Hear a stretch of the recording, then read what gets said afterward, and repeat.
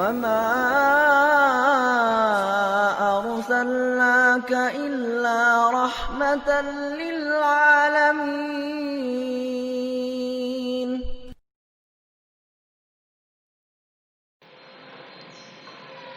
Bismillahirrahmanirrahim. Assalamualaikum warahmatullahi wabarakatuh. Alhamdulillahirabbil alamin. Allahumma shalli ala Muhammad wa ala ali Muhammad kama shallaita ala Ibrahim wa ala ali Ibrahim innaka Hamidum Majid. Anak-anak yang solih dan solihah, bagaimana kabar kalian semuanya? Tentunya kalian semuanya dalam keadaan sehat. Yang sakit, semoga Allah Subhanahu wa taala beri kesembuhan. Baik, anak-anak, kita akan lanjutkan pelajaran akidah kita untuk kelas 4. Silahkan kalian persiapkan buku kalian dan kalian buka buku kalian.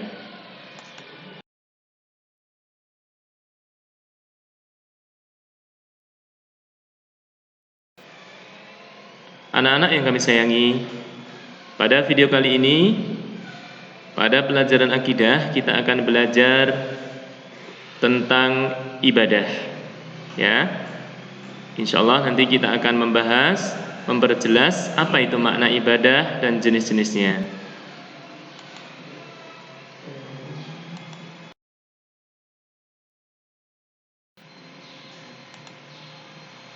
Anak-anak, kita sudah mengetahui dari pelajaran yang lalu bahwasanya perintah utama bagi manusia ialah mentauhidkan Allah Subhanahu wa taala.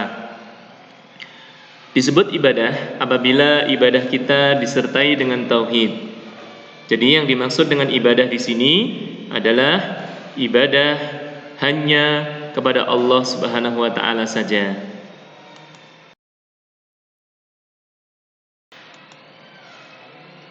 Sebagaimana firman Allah Subhanahu wa taala dalam Al-Qur'an surat Luqman ayat 20. A'udzu billahi minasyaitonir rajim. Alam tarau annallaha sakhkhara lakum ma fis samawati wa ma fil ard wa asbagha 'alaikum ni'amahu dhahiratan wa batinah.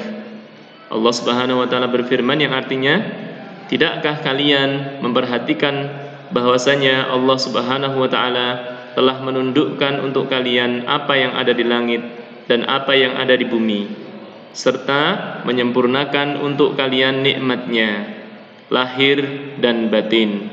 Al-Qur'an surat Luqman ayat 20. Allah Subhanahu wa taala telah memberikan nikmat yang sangat banyak kepada kita, seperti penglihatan, pendengaran, makanan, minuman, dan semua nikmat dapat membantu kita agar beribadah hanya kepada Allah saja.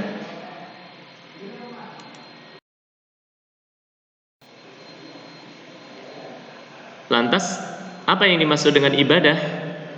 Apa pengertian daripada ibadah? Nah, ibadah adalah segala sesuatu yang dicintai dan diridhoi oleh Allah Subhanahu wa taala, baik itu berupa ucapan maupun perbuatan yang tampak maupun yang tidak tampak. Saya ulangi kembali lagi bahwasanya yang dimaksud dengan ibadah adalah segala sesuatu yang dicintai dan diridhoi oleh Allah berupa ucapan maupun perbuatan yang nampak maupun yang tidak nampak.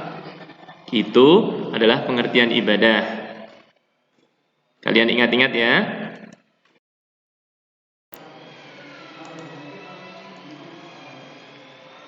Ibadah secara ucapan,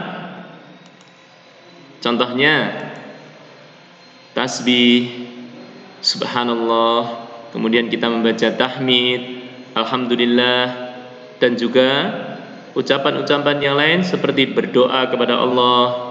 Nah, semuanya itu adalah contoh dari ibadah dengan ucapan. Kemudian yang kedua, ibadah secara perbuatan. Banyak sekali ya contohnya ya. Seperti kalau kita melaksanakan sholat, kalau kita melaksanakan puasa, bersedekah, membantu orang miskin, membantu kedua orang tua, ini semuanya adalah contoh-contoh ibadah dalam bentuk perbuatan. Adapun yang selainnya, ibadah yang tidak tampak. Nah, kira-kira apa ya? Contohnya, perbuatan atau ibadah yang tidak tampak seperti tawakal. Ya, apa itu tawakal? Tawakal yaitu menyandarkan apapun hanya kepada Allah. Ya, semua yang ada ini adalah pemberian Allah. Semua yang ada ini adalah ujian dari Allah. Maka kita harus bertawakal kepada Allah. Kemudian juga al-mahabbah, ya, cinta kepada Allah. Ini adalah contoh-contoh ibadah yang tidak tampak oleh mata. Kita nggak tahu, oh orang itu tawakal, oh orang itu sedang cinta sama Allah, kita nggak tahu. Maka ini disebut ibadah yang tidak tampak. Jika kalian ditanya, ya, jadi kalau ada yang bertanya kepada kalian, siapa yang wajib kita ibadahi? Maka kalian harus bisa menjawab. Siapa jawabannya? Tentu yang wajib, yang harus kita ibadahi hanya Allah saja. Ya. Hanya kepada Allah Ta'ala lah kita beribadah. Tak ada sekutu ataupun tandingan baginya. Tidak ada yang sama, tidak ada yang semisal dengan Allah. Karena Allah Subhanahu wa ta'ala adalah zat yang maha pencipta, maha pemberi rizki, dan mengatur seluruh alam semesta.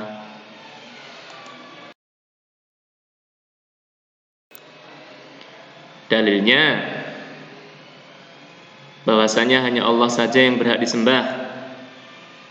Ya, sebagaimana dalam Al-Qur'an surat Fussilat ayat 37. Ya, nanti kalian baca sendiri dari buku kalian. Ya, saya ingin membacakan terjemahnya ya. Allah Subhanahu wa taala berfirman, yang artinya, janganlah bersujud kepada matahari maupun bulan. Akan tetapi bersujudlah hanya kepada Allah yang telah menciptakannya, apabila kalian betul-betul hanya beribadah kepadanya.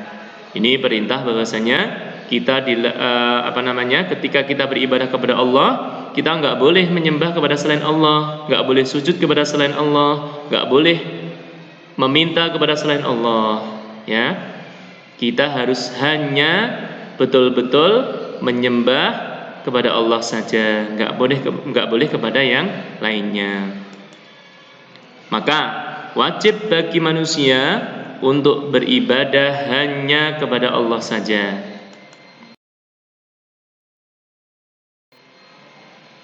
Ternyata dalam ibadah juga memiliki rukun-rukun loh. Apa saja rukun-rukun ibadah tersebut? Ya. Yang pertama, dalam beribadah kepada Allah kita harus memiliki al-mahabbah, yaitu cinta. Maksudnya, kita dalam beribadah kita harus cinta kepada Allah.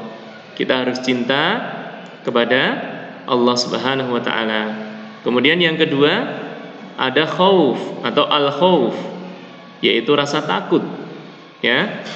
Di samping kita harus cinta sama Allah, kita juga harus takut. Takut apa? Takut ibadah kita nggak diterima.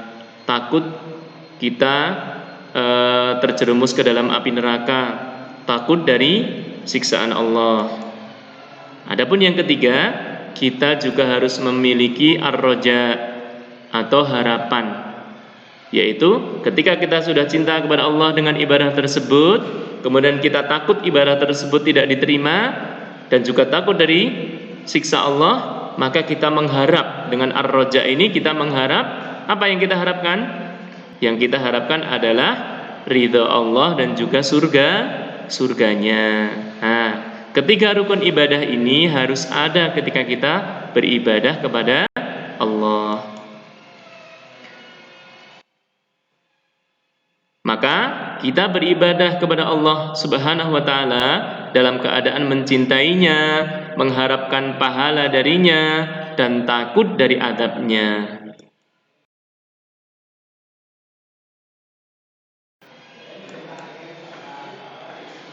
Wajib ikhlas dalam beribadah kepada Allah Subhanahu wa taala.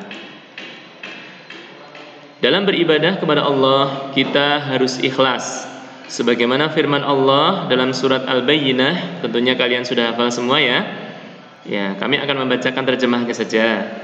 Dan tidaklah mereka diperintahkan kecuali untuk beribadah hanya kepada Allah, yaitu dengan memurnikan ketaatan kepadanya dalam menjalankan agama yang lurus, dan supaya mereka mendirikan sholat serta menunaikan zakat. Yang demikian itulah agama yang lurus. Ini perintah dari Allah Subhanahu wa taala. Ketika kita beribadah harus ikhlas. Anak-anak, pentingnya keikhlasan dalam beribadah. Ikhlas adalah salah satu syarat diterimanya ibadah. Maka mari kita semuanya dalam beribadah kepada Allah, kita senantiasa ikhlas mengharap ridho dari Allah Subhanahu wa taala. Sehingga apa yang kita minta kepada Allah Subhanahu wa taala, insyaallah dengan keikhlasan tersebut akan diterima dan dikabulkan oleh Allah Subhanahu wa taala. Ya, demikian video kali ini. Semoga Allah Subhanahu wa taala senantiasa menambahkan ilmu yang bermanfaat kepada kita, dan kita juga berdoa kepada Allah semoga kita semuanya dijadikan hamba-hamba yang senantiasa ikhlas kepadanya. Amin Allahumma amin. Kita akhiri, subhanakallahumma wa bihamdika asyhadu an la ilaha illa anta astaghfiruka wa atubu ilaik. Assalamualaikum warahmatullahi wabarakatuh. Barakallahu fiikum.